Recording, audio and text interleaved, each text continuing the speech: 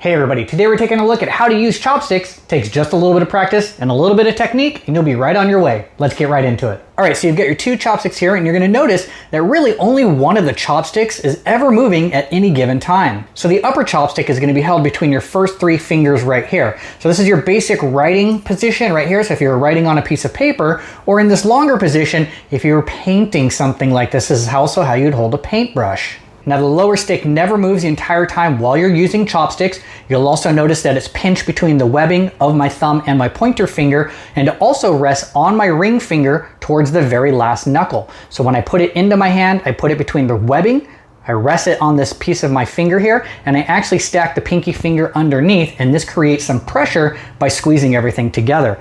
Now we can insert the second chopstick here. Remember, pinch it between your three fingers, just like you're using a pen or a paintbrush. And all you have to do is bend and straighten the pointer and the middle finger, and that will hinge right on the thumb.